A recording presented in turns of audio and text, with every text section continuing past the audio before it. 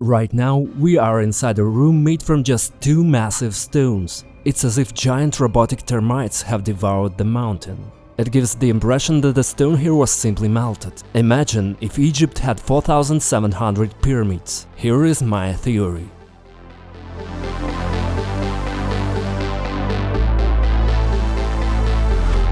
Japan is a country of stunning natural beauty and extraordinary culture, and home to the most mysterious unfinished megaliths on Earth, quarries of truly cosmic proportions, and many other fascinating features. In today's film, I will talk about thousands of mysterious semi-pyramids and mound-like structures, present my theory about the purpose of the famous megaliths, and in the end, once we see the big picture, we will draw a surprising conclusion. Let's go. This is the view from Mount Nokogiri, and whatever shaped it, it definitely wasn't nature. The 329-meter-high mountain has been mysteriously sliced from top to bottom. Looking at it, I even had a strange association, like slicing meat on a spit. And this is just a small part of the vast, monumental work I'm about to show you. This is the tallest ancient quarry in the world. There are no historical records of any stone being extracted here. It's unclear why such a massive amount of rock was removed, and visually these quarries look nothing like even modern ones. The mountain is made of volcanic tuff, a relatively soft and easy to quarry material. But the way, and especially the scale, in which the stone was extracted here is absolutely mind-boggling. What's most shocking are the cuts in unexpected places, often at perfect 90-degree angles, which immediately rules out the theory of manual pickaxe work. It is believed that the quarrying was done from top to bottom. One important detail is the presence of tool marks like this, found all over the mountain in the quarried areas. They resemble diagonal pick marks, but more like the kind you'd expect during the finishing of already cut stone, not while extracting raw material from a quarry. So, if these are indeed pick marks, it means the stoneworkers, after extracting the blocks, somehow went on to finish the entire cliff face for no reason. Strange, isn't it? In fact, these marks are very similar to those left by modern stone-cutting machines. And we've already seen nearly identical traces in the Lonyu caves in China. Interestingly, when compared side by side, the marks left by modern machinery often appears less precise and more chaotic. For comparison, let's take a look at quarries from the 17th–18th centuries. Nothing particularly unusual here. The stones were extracted using fairly traditional techniques. This same method is still used in many parts of the world today. In those older quarries, it's common to find all sorts of markings left by royal workers who mined the stone. Sometimes even the names of the quarries were carved right into the rock. But that's not the case with Nokogiri. There are no inscriptions, no personal markings, and no historical records mentioning large-scale stone extraction at this site. And the traces themselves are radically different. Many large quarries in Japan appeared during the Meiji period, the era of major reforms. Another massive underground Oya quarry was in operation from 1919 to 1986 and has since been turned into a museum. Until the 1950s, stone was extracted there by hand, using pickaxes, and only later were machines introduced. The museum has plenty of photos that clearly document this transition. But the quarries at Nokogiri seem almost lost in time. They are far too massive and complex to be considered old, yet they don't resemble any modern quarrying operations either. However, there is a documented account showing that the Nokogiri quarry already looked very similar to how it does today, all the way back in 1862. On September 8th of that year, British diplomat Ernest Sato wrote in his book A Diplomat in Japan that while looking out from the Tokyo coastline, he was struck by the sight of a mountain that had been cut up by someone. In other words, this quarry already existed in 1862, long before any of the other major quarries, and yet no official record or explanation of such a large-scale operation has been ever found. By the way, Nokogiri is also the name of a traditional Japanese woodworking saw, which looked like this. That might be a hint that the mountain or quarry got its name from its appearance long ago. Looking at how this cliff has been carved all the way from top to bottom, it is hard not to entertain the wildest thoughts. It seems that the machinery used here must have been of cyclopean proportions. Either they had extremely tall cranes, or some kind of equipment that could hover and extract stone while suspended in the air.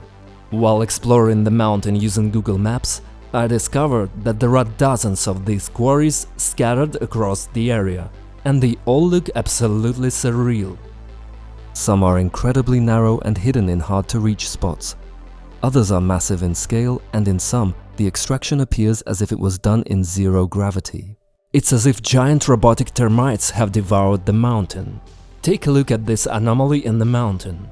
Is it even possible for modern machines to make such massive, clean cuts practically near the top of a mountain? And once again we see those specific diagonal tool marks. Here is the same view from another angle. Just take in the landscape where all of this was supposedly done. And here is a perfect example. Primitive chisel marks right next to something far more advanced, which, as we can see, was carved earlier. There's a clear pattern. The deeper and therefore more recent quarry layers show ordinary, unremarkable tool marks. But those mysterious, ancient traces are found on the outer, older surfaces, now overgrown with thick layers of moss accumulated over many years.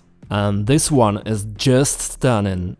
How about that scale? If this is not a natural mountain formation, then it certainly couldn't have been shaped by ancient Japanese tools. The sheer size of this work is just mind-blowing.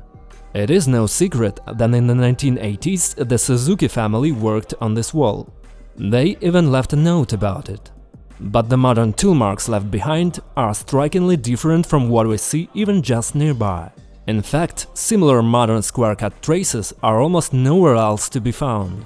For comparison, modern quarry workers only managed to extract around 30 meters of vertical rock. But the ancient builders displayed an almost unbelievable level of ambition, or perhaps obsession.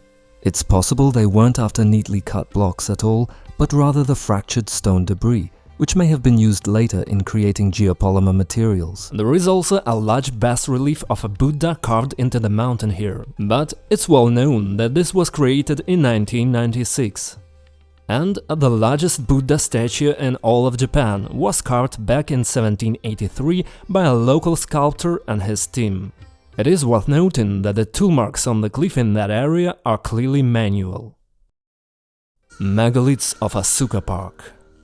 This is the Asuka National Historical Park. It is here that the famous Japanese megaliths lie scattered across the area. I suggest we take an inventory of all the stones in the park to get a clearer overall picture. Let's start with the smaller ones. Sakafune Ishii is a granite stone measuring 5.5 by 2.3 meters with a thickness of 1 meter. It's clear that originally it was larger, but someone has seriously damaged it. This is especially surprising, given that almost all large stones in Japan are considered sacred. The damage appears to match marks left by quarry workers from the Edo period. As you can see on this table, it says you should subscribe to the Ancient Builders project if you haven't done it yet. At first, I thought the stone might have been used as a mold for casting metal structures. But then I learned about two interesting finds discovered very close to this stone. One of them looked like this and is now kept at a local millionaire's villa, while two other stone vessels were unearthed about 500 meters from Sakafune. Most likely, all these stones were once part of a unified system clearly designed to work with liquids. Whether it was a system for filtering mountain spring water from coarse particles or some kind of laboratory for producing medicines, where substances were mixed through interconnected chambers, is still up for debate.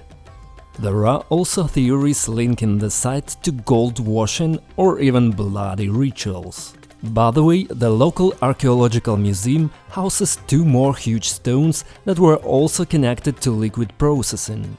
About 2 kilometers southwest lie two equally fascinating granite stones, Oninomanita and Oninosetchin. According to the plaque beside the second stone, it was a tomb cover that rested atop Oninomanita, which served as the base. The result would have resembled a structure similar to the one displayed in the courtyard of the archaeological museum. There is also a mention of a third component called the portal.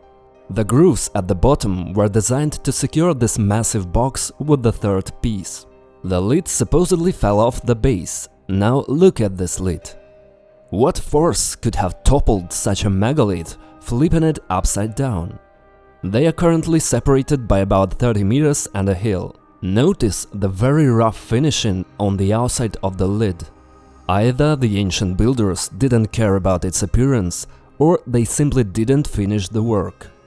However, it would be more logical to assume that the lid was carved in this position and was never actually placed on Oninomanite. Ishino Hoden, the so-called sourin stone I mentioned earlier. The largest processed stone in Japan. It is carved from volcanic tuff rather than granite. Though, as we can see, the ancient builders didn't seem to mind what material they cut. It is distinguished by its precise geometry and the absence of any tool marks, neither manual nor mechanical. It looks as if the stone was simply melted and shaped to the desired form. Its design features specific grooves, suggesting it was meant to slide on rails or fit into some kind of structure. I previously sketched a hypothetical model of this very construction. We will return to this megalith again closer to the end of the film. And now another boulder. In 1996, during the construction of Yamazoi underground town, a massive granite stone of suspiciously precise shape was discovered, standing on a granite pedestal. At first, they tried to blow it up to clear the way, but after a failed attempt, they realized it was extremely difficult to destroy. Eventually, it became a local landmark and now decorates the ground of the nearby library. I can't say for sure if the stone is man-made, but at the very least, it clearly resembles another anomaly. Something tells me that the megaliths found in this area are just the tip of the iceberg, and there's much more fascinating stuff hidden underground. About 2 kilometers west lies the famous granite giant Masuda Iwafune. Its dimensions are 11 by 8 meters with a height of 5 meters. The material is quartz diorite, which is even a bit harder than granite. Two so-called bowls, measuring roughly 1.5 by 2 meters, differ in depth. This stone has been discussed a lot, but no one has offered a convincing theory about its purpose. Some lazy ideas floated around, like it being a bathtub or a stone boat. Iwafune literally means stone boat. Locals still believe it was a pedestal for a monument to a mythical figure from the 6th century. However, that's more fantasy than fact. If we let our imagination run wild and think about what technical object it might resemble, it would be a bridge support. In that case, it makes sense to search for other supports nearby and study the terrain, since a bridge would connect two elevations. As for me, I will try to suggest my own theory about the purpose of Masuda Iwafune, but first I need to tell you about another piece of this crazy puzzle. Keyhole coffins. The word kofun means ancient tomb. According to a report by Tokyo University in 2001, about 2,000 kofun have been found in Japan.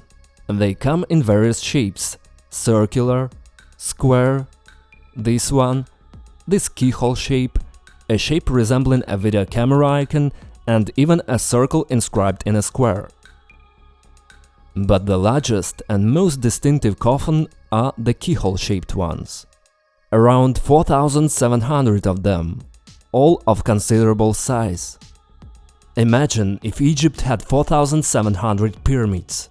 Spending just half an hour, I easily found over 30 of these on Google Maps. Structures with this kind of unique shape can't be found anywhere else in the world. They are surrounded by one, sometimes multiple moats filled with water. Notably, there is no pathway connecting the mound to the mainland, unlike those in Cambodia, for example. These kofun are scattered across the entire archipelago, from Kyushu to Hokkaido. The largest Dyson kofun is surrounded by 3 modes. The inner figure measuring 500 meters long and 300 meters wide. This kofun could easily fit 2 Great Pyramids in it. The outer mode measures 650 by 750 meters. And here you can see a comparison of the 4 largest kofun alongside the Great Pyramid. Though most kofun today look like tree-covered islands, originally they looked more like this. They have several tiers, and according to the official narrative, inside were sarcophagi of rulers like this. Unfortunately, the Japanese imperial household still forbids archaeological excavation of kofun as they are considered imperial tombs. Even the area around Hashihaka kofun, where the moat no longer exists, is fenced off and entry is prohibited.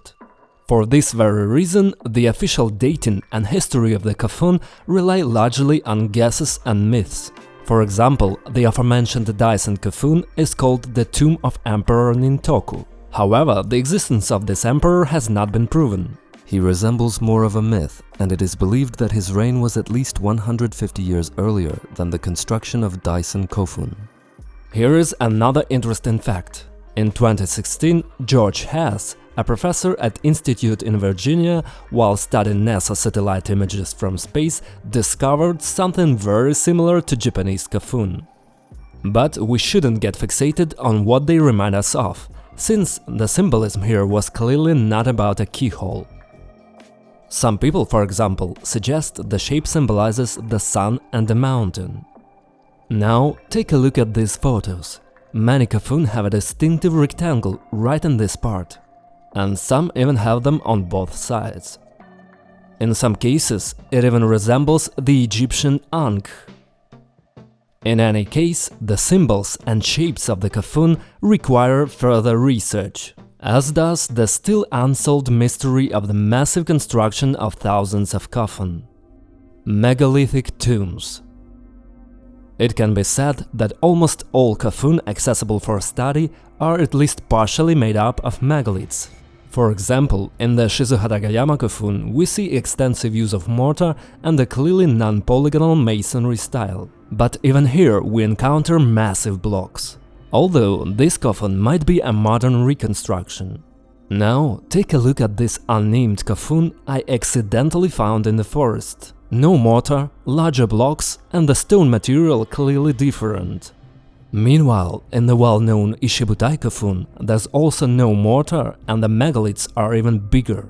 The boulders on top look like they were transported here by huge dump trucks and installed with cranes. It strongly resembles a hangar or a bunker to hide from missile attacks. The round-shaped Saitobaru kofun is also made of similar boulders. If the blocks in the wall somehow fit the primitive builder theory, the massive slabs in the ceiling raise many questions.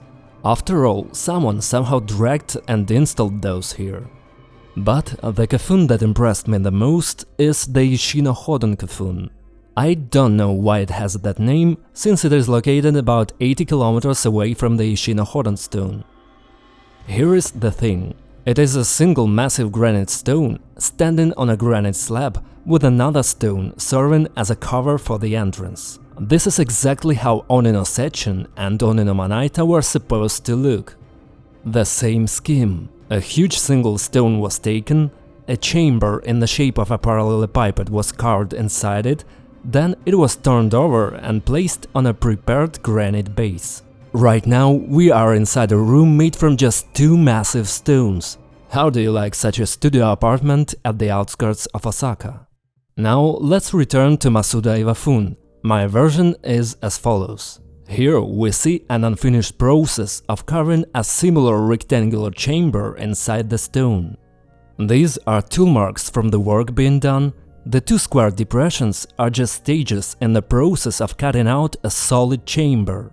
Then the stone was meant to be flipped and placed on a platform.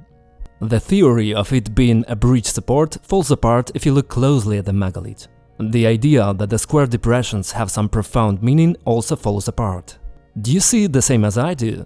Not only does each of the 3 remaining protrusions have a different height, but the surfaces of 2 of them are incredibly uneven.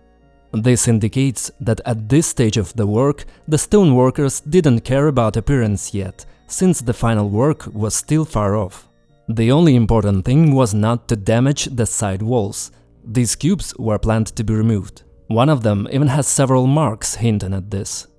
I believe the presence of several depressions suggests that multiple groups of workers were working simultaneously, which allowed them to carve out the solid chamber faster and avoid surprises. But for some reason the work was never finished. Perhaps they realized they couldn't carve out what they planned. In any case, it makes sense to look for a nearby flat slab of similar size. And now for the most interesting part. It turns out that the Ishino-Hoden kofun was originally part of a kofun shaped like a keyhole or an octagon. Scholars disagree on this, but the mound was washed away and only the burial chamber remained. And this is exactly what the interior looked like.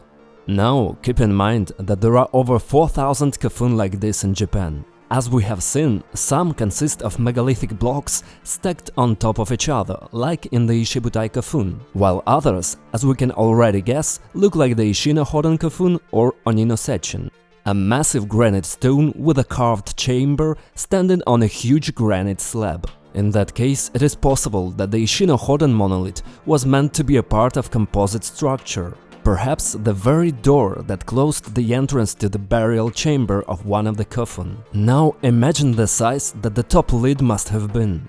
Considering the enormous dimensions of the Daisen kofun, it is quite believable that its burial chamber consisted of such composite parts. And there are plenty of similarly sized kofun closed to research here.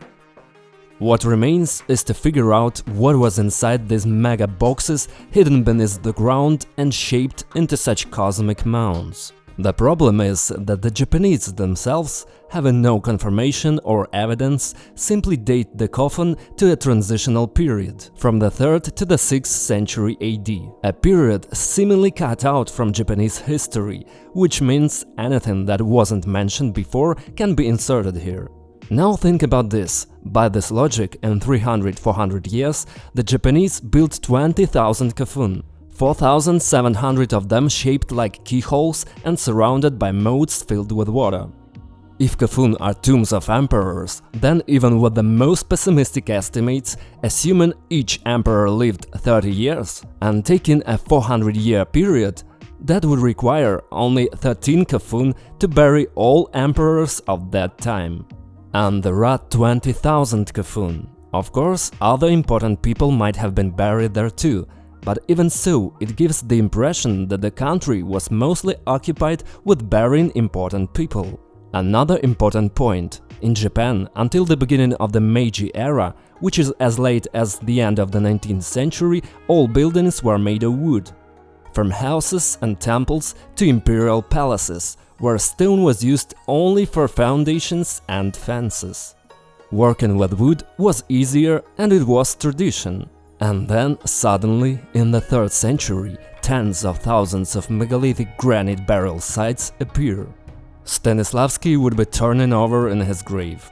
So maybe the period and purpose of these constructions were different? I am not a supporter of the idea that some evil official historians know the truth and they are deliberately hiding it from us, but after studying materials on Japan, I'm beginning to wonder. What makes me suspicious is the Mitsujo kofun in Hiroshima, which looks like a showpiece for tourists. Specially made glass windows, stone sarcophagi placed to avoid questions. While in other kofun, there is nothing inside or excess and any research are prohibited. Looking at such huge constructions, it's natural to think that something very important or very dangerous was hidden inside.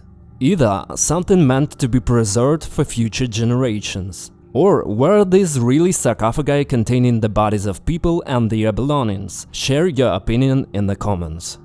Personally, I'm left with two key questions about this region. First, what was inside the kofun?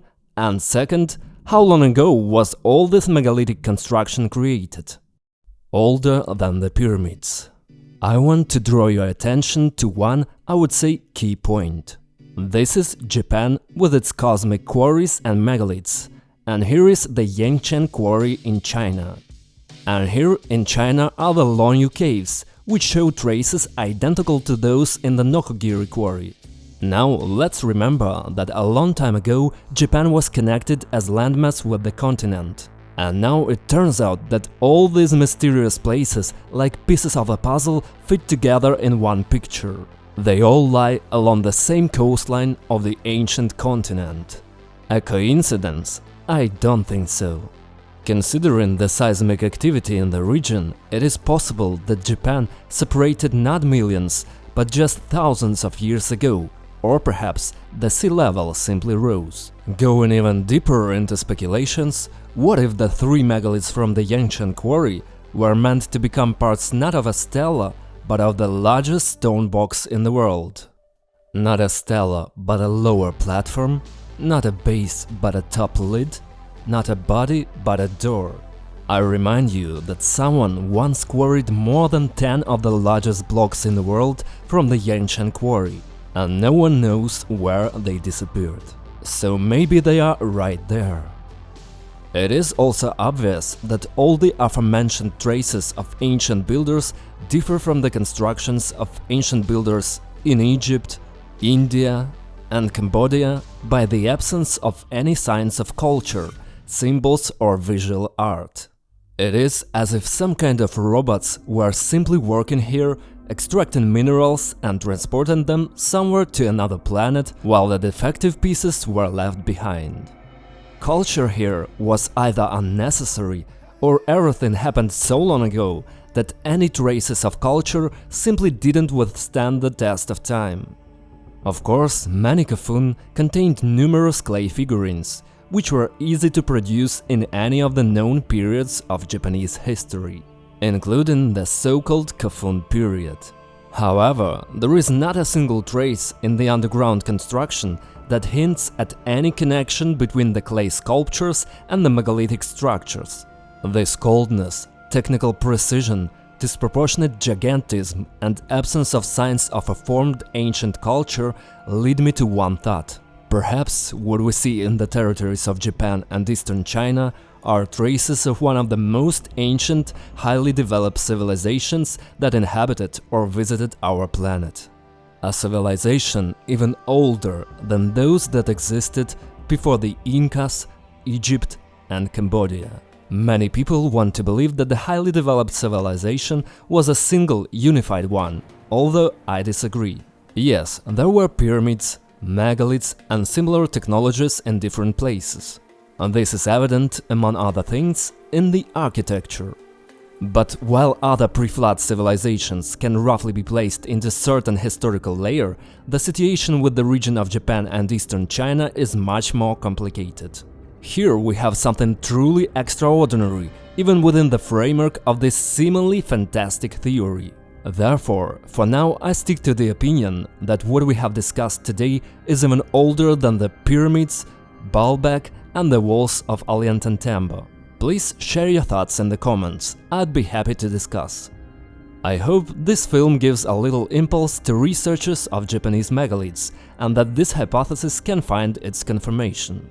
Well, thank you all for watching. If you enjoyed the video, make sure to subscribe and leave a comment. It really helps the channel grow. See you soon in the next video on the Ancient Builders project.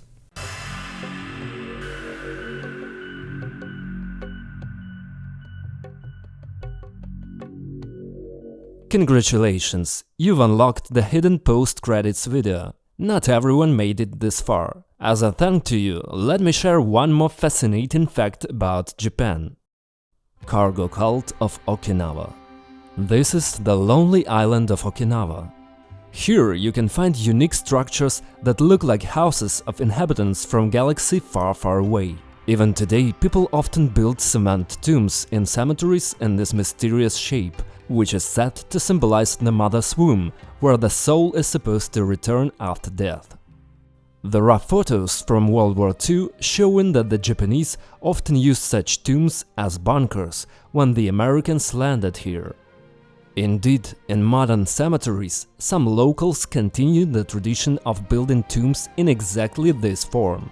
Of course, all modern dolmen-like structures of this shape are made of concrete, but was their original prototype made of concrete? I think it is important to find the oldest of these tombs, analyze them for interesting traces, and find out what materials they were made of. Unfortunately, I couldn't find exact coordinates of ancient tombs, except for the Gosamaru tomb, dated to the 15th century. Yet, something tells me that the very oldest structures were originally found by local residents and later became objects to imitate. Alright, now it's really goodbye.